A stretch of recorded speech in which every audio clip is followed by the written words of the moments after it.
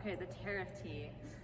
So, you know, what's funny is we were, Sai and I were obviously we were in Italy and Turkey on our purchasing trip, right?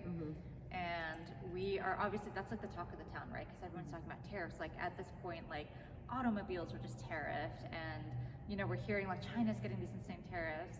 And like, you know, one of the days, like the second day we were there in Italy, we were talking to one of our suppliers and we were like, so do we really think, like, do we think we're gonna be, you know, affected? And everyone in the stone industry was just so comfortable because of course, like, where else are you gonna get marble, right? Like marble doesn't just like produce, like it comes from the ground, any of these natural stones. So we're all thinking, like sitting on our high horse thinking we're gonna be fine, like there's no way we are gonna have, because at that point we thought it was gonna be by product, not by country.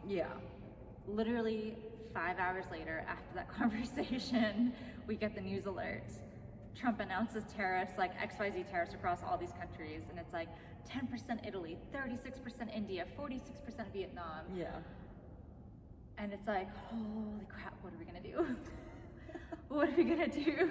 Like, but it's funny because like everyone's like, oh, well, like it'll help like with the domestic production, and I'm like, what domestic production of Carrara marble is there? literally, that's like, and that's like the running joke. And I think Sai is so tired of hearing me talk about her say that same joke. He's like, oh my gosh, you said the same thing 10 times over, and I'm like, I know. You have to.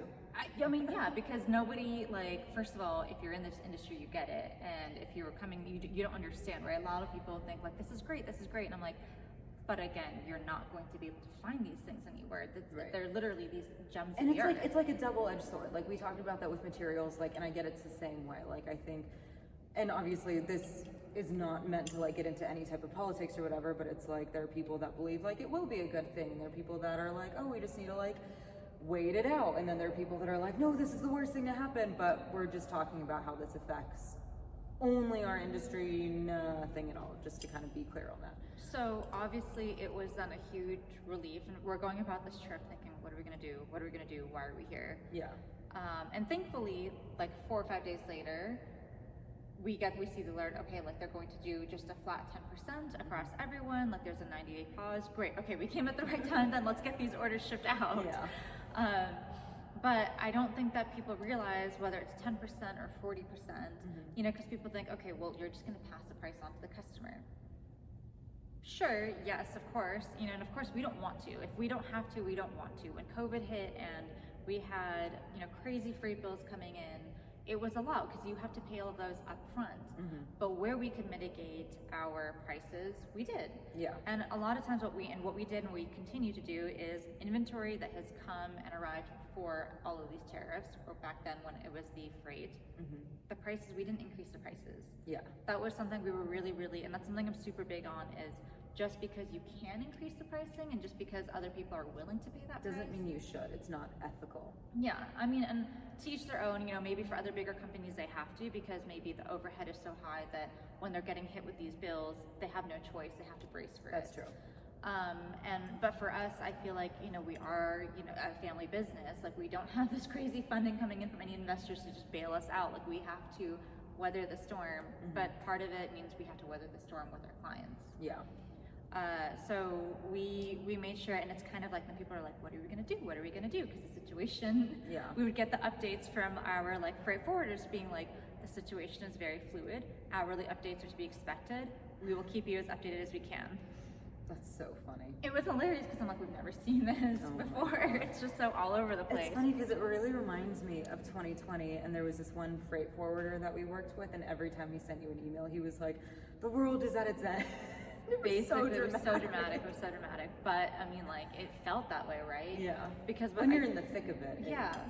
Well, because especially when you think about the fact that people don't realize that when you get these bills, you pay right away.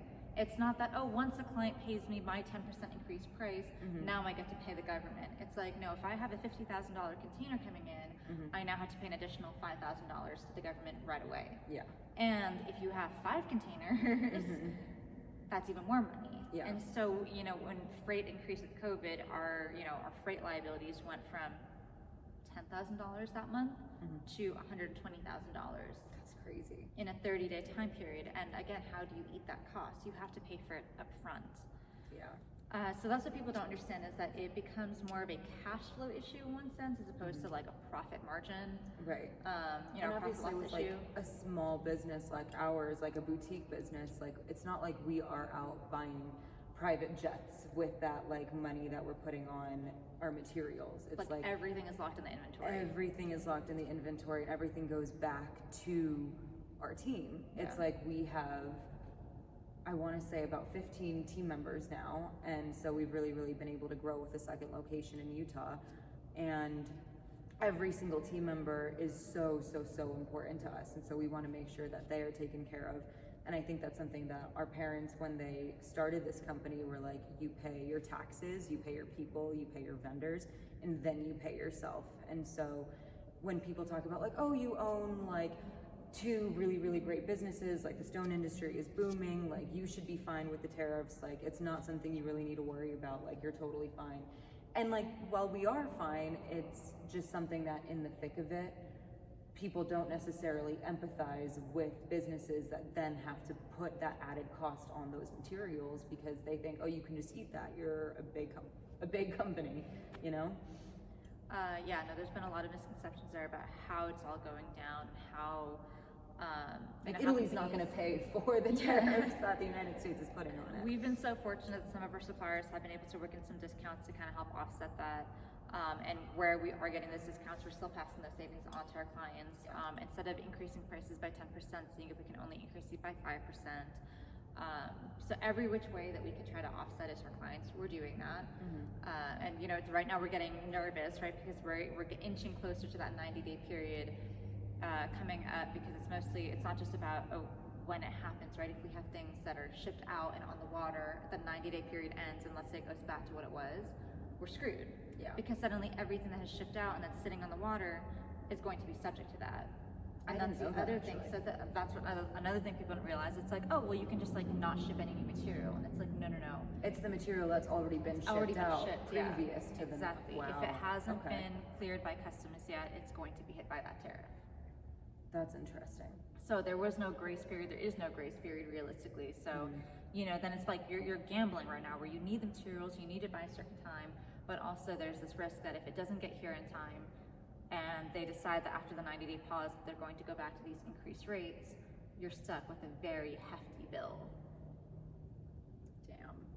So 10% right now is like, okay, it's fine, it's manageable, but if it does go to 30%, 40%, 50%, our clients are not going to be very happy. They're not going to be happy, but you know, at that point, if our clients don't want to pay those prices, and we already have the material in the water, we're screwed. Yeah. Right? Like, we're screwed at that bill. Yeah. And hoping that we can still sell the material, or we just have to take a loss in the material. Yeah. So these are all of the different factors that I think that do go into the tariff situation. That doesn't matter even if you're in the stone industry or a different industry where you're importing from.